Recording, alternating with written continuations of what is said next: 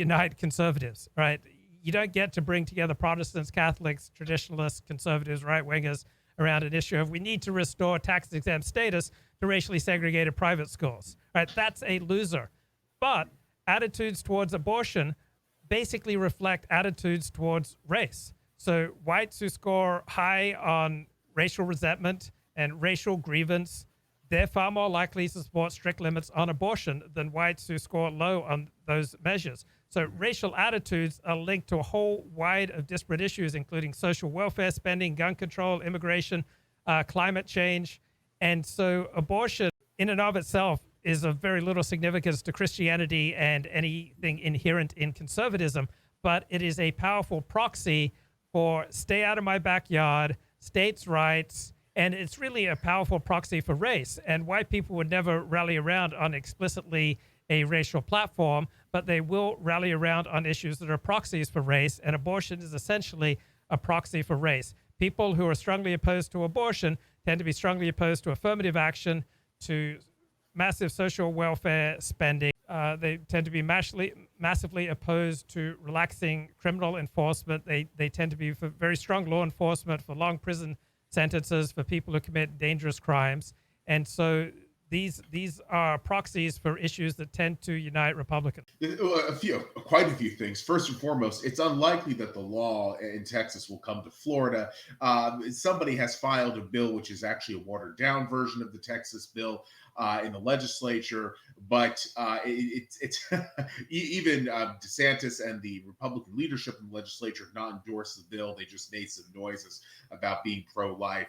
Typically, what happens, I know the Florida Republican Party very well and how it operates. What it does is it avoids these hot button social issues, and if it addresses them at all, it's in a very sort of backdoor, moderate sounding way. For instance, DeSantis signed a bill a few years ago which mandates parental notification for abortion, but it includes a judicial bypass option. So really anybody you would just go get the judicial bypass and the parental consent goes out the window. So I mean, it's a toothless act. But talking about what the Florida Republicans will do, I find it very unlikely that this bill will pass the Florida legislature. It'll probably die in committee in at least the House or the Senate. It might get through one committee in one of these chambers, but it being signed by DeSantis is unlikely. He has asked the state legislature not to bring any controversial bills to his desk in an election year, and he did so for obvious reasons.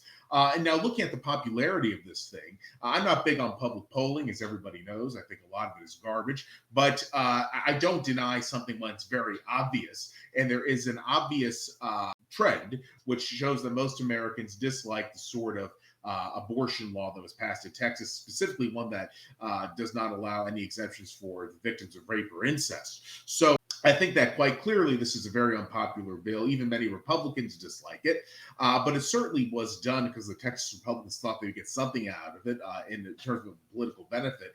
I'm just not quite sure what that is, but I cannot imagine this bill being very popular in the long run. As a matter of fact, if you follow this sort of thing, and I think Luke probably does more than I do, which is to say that if you care about it, Abbott's approval rating has gone down massively in Texas since this thing was brought into power. And obviously that means he's losing support among people who voted for him. But so I think that the popularity of the Texas law is quite marginal. And I think that it's the likelihood of it being replicated in other large states is also quite low. But beyond that, looking at abortion, if people, abortion is what keeps the Republican Party in office, or at least it's what keeps it viable. Because the people who get abortions are disproportionately from the left. They're socially and economically downscaled. They're people who tend to not have a lot of long-term planning, although that's not absolutely the case, obviously.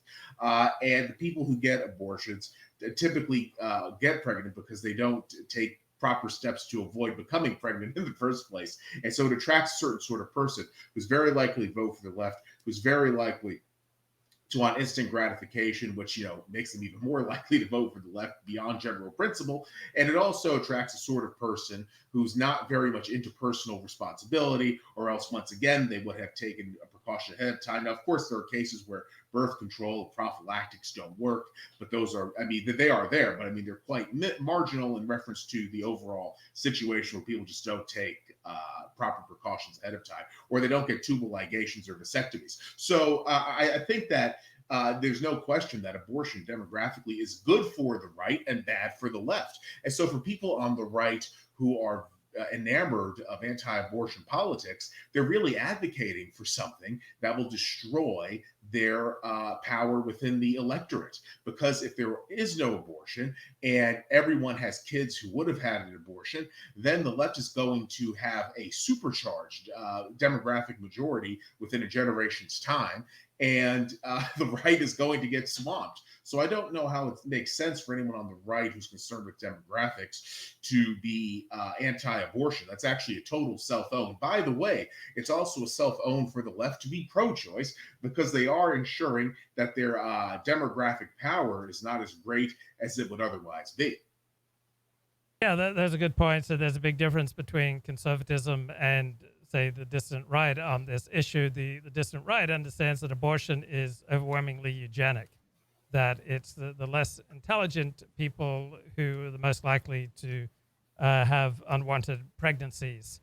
So there's definitely a eugenic angle, but I don't see any way how this plays out in Republicans' long-term favor, and yet this issue does have a strange hypnotic effect on people who have some traditional tendencies. So I view all abortion as killing, but I don't view it as murder. So that is the traditional Jewish perspective. Yes, it's killing, but it's not murder. It's not the equivalent of taking the life of someone who's born. So I view the overwhelming number of abortions as immoral.